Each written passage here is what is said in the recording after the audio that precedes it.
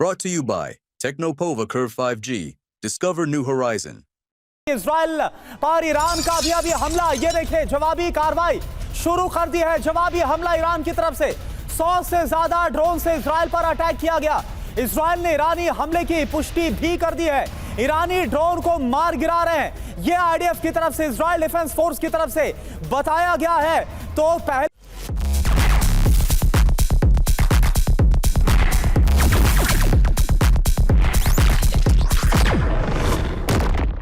ही ये बोल दिया गया था ईरान ने कि सर्वनाश होगा। और हमारे साथ air vice marshal Sanjay Bhatnagar sir भी है। संजय भटनागर सर, अब आपको क्या लग रहा है? एक तरफ ये खबर आ रही है कि ईरान ने जो अपना बदला है शुरू कर दिया, और जैसे ही इजराइल ने हमला किया तो ईरान ने पहली बात बोली कि अब सर्वनाश होगा। क्या लग रहा है आपको सर? अब बिल्कुल करुणा, ये एक्सपेक्टेड लाइंस पर है।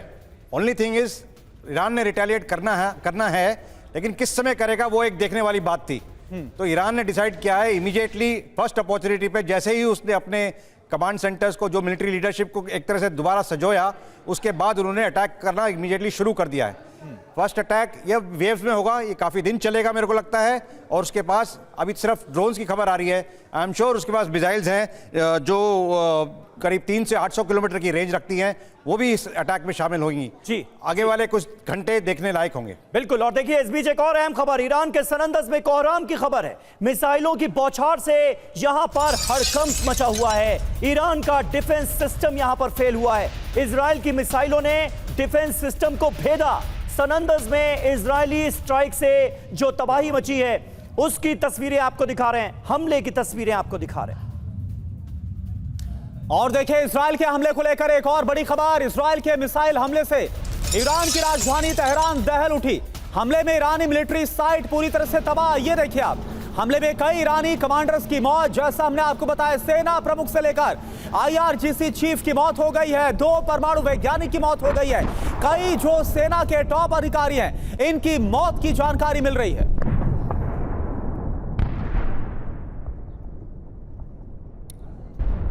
और हमारे साथ इस वक्त प्रोफेसर अमिताभ भी मौजूद हैं। अमिताभ जी, किस तरह से आप देख रहे हैं इस तनाव को? ये क्या सीधे सीधे इजराइल और ईरान के बीच जंग शुरू हो गई है? पीछे से अमेरिका का हाथ इजराइल के ऊपर है या नहीं? क्योंकि डोनाल्ड ट्रंप कह रहे हैं कि बताया तो था इजराइल ने कि वो हमला करेगा, लेकिन इस हमले में हमारा कोई हाथ नहीं।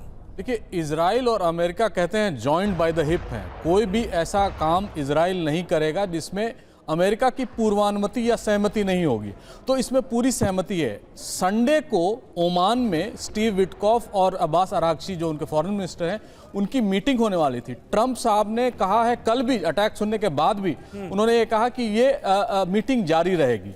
देखिए, इस समय अमेरिकन स्ट्रैटेजी क्या है? अमेरिका ये दिखाना चाहता है कि देखो, हम तुम्हारे न्यूक्लियर इंस्टॉलेशंस को बर्बाद कर सकते हैं, तुम्हारे देश को बर्बाद कर सकते हैं, और जो तुम्हारे भीतर जो एक रिवोल्ट जैसा है यूथ में, उसको हम एनकैश कर सकते हैं। और यही जानते हुए अमेरिका ने इजराइल को अनुमति दी और वो अटैक हो रहा है।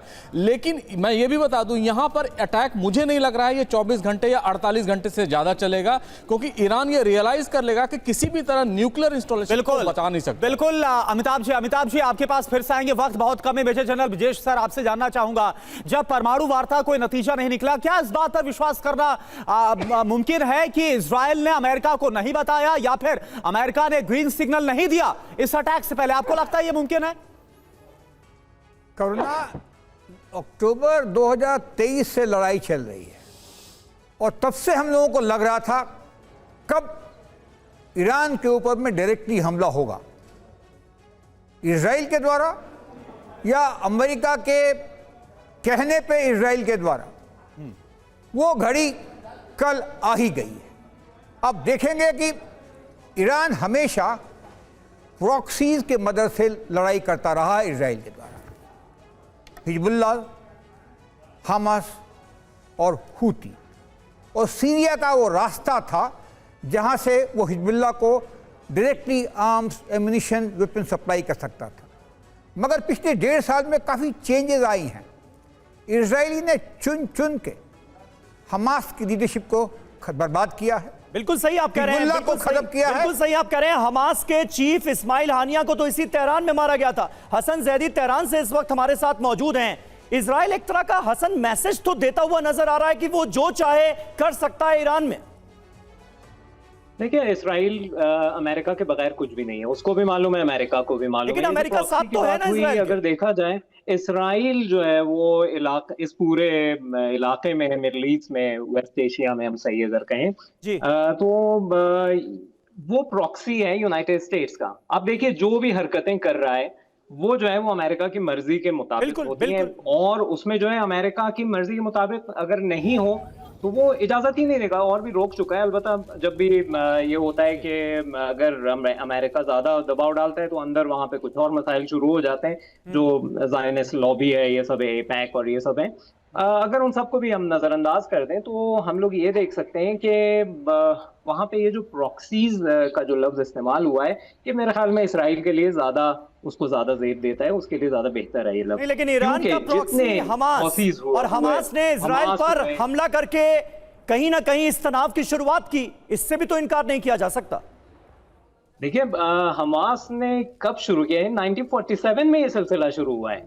आप बीच से कहानी को क्यों पढ़ रहे हैं? किताब जो है शुरू से पढ़नी चाहिए, बीच से नहीं पढ़नी चाहिए। ठीक है, हमास ने जो शुरू किया था उसकी वजह ये थी कि उनपे इतने जुल्म ढाए गए थे, एक कैद खाना बना दिया गया था, एक जेल। चलिए ठीक है हसन, फिर तो बहस बहुत लंबी हो जाएगी, वक्त की थोड़ी सी कमी है हमारे पास। बहुत बहुत शुक्रिया आपका हमारे साथ जुड़ने के लिए, तमाम खास मेहमानों का भी शुक्रिया। Brought to you by Technopova Curve 5G. Discover new horizon.